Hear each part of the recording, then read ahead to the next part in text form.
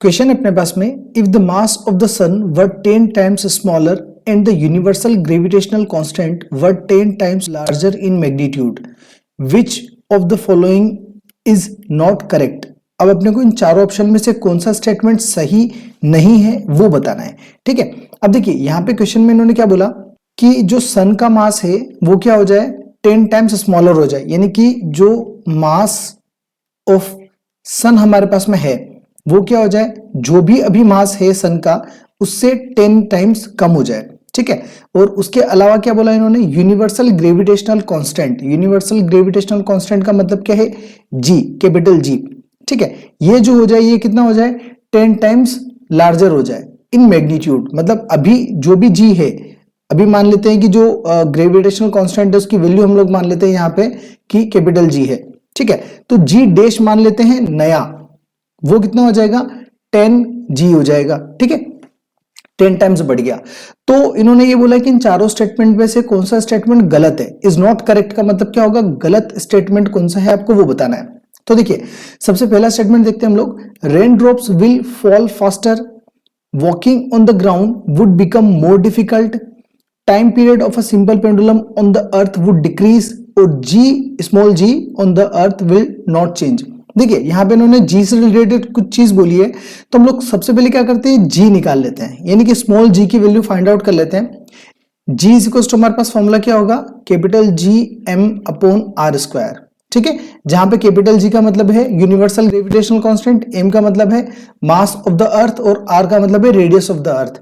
ठीक है, अब यहाँ पे हम लोग अगर जी डैश निकाले, जी डैश का मतलब क्या होगा कि जो कैपिटल जी है उसकी वैल्यू को अगर हम लोग 10 टाइम्स कर दें, 10 टाइम्स मतलब 10 जी कर दें। ठीक है, बाकी जो मास ऑफ द अर्थ है वो एज इट इज रहेगा, और अपोन में जो रेडियस है वो भी क्या रहेगा, एज इट इज रहेगा। इन दोनों में कोई चेंज नहीं करेंगे, मास में और रेडियस में। तो यहां पे देखिए जो जी डैश है, यानी कि जो ग्रेविटी आपके पास में आई है, कब किस केस में, जब आपने कैपिटल जी की वैल्यू को कितना कर दिया, 10 टाइम्स कर दिया, तो आपके पास में जी डैश की वैल्यू आ गई। यानी कि जी डैश का मतलब क्या होगा कि जो हमारा अर्थ है, अर्थ के सरफेस पर जो एक्सेलरेशन है, एक्सेलरेशन ड्यू टू ग्रेविटी जो है ना, जी डैश, वो कितना हो जाएगा, वो हो जाएगा इतना।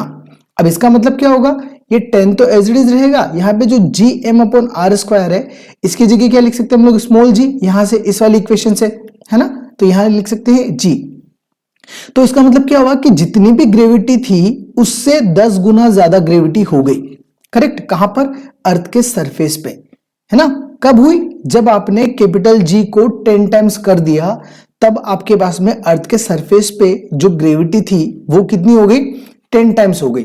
अब देखिए जब ग्रेविटी 10 टाइम्स हो गई तो ग्रेविटी के 10 टाइम्स होने पर किन किन चीजों का फर्क पड़ेगा, तो rain drops will fall faster, ये जल्दी गिरेगी। हाँ ये स्टेटमेंट करेक्ट है, ये गलत नहीं है। ठीक है, walking on the ground would become more difficult, क्या अपना सरफेस के ऊपर चलना डिफिकल्ट हो जाएगा, तो बिल्कुल डिफिकल्ट हो जाएगा। क्यों, क्योंकि देखिए अभी आपके पास में ग्रेविटी कितनी है, 9.8 मीटर पर सेकंड स्क्वायर।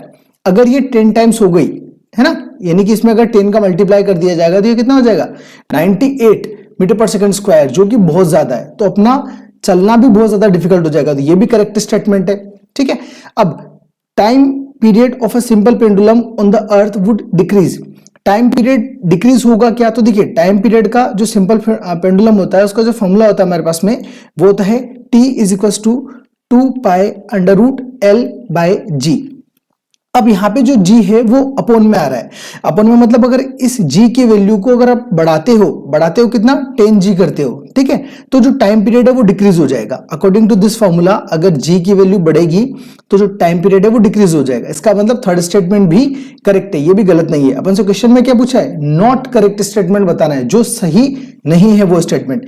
तो ये तीनों स्टेटमेंट तो करेक्ट है। ठीक है, अब चौथा स्टेटमेंट देखते हैं, small g on the earth will not change, earth पे यानी कि अर्थ के सरफेस पे जो स्मॉल जी है वो चेंज नहीं होगा। देखिए हमने अभी सॉल्व किया है तो हमारे सॉल्व करने पर यहां पे क्या आ रहा है, जो स्मॉल जी की वैल्यू है ये कितनी आई, 10 जी आ गई, यानी कि 10 टाइम्स बढ़ गया।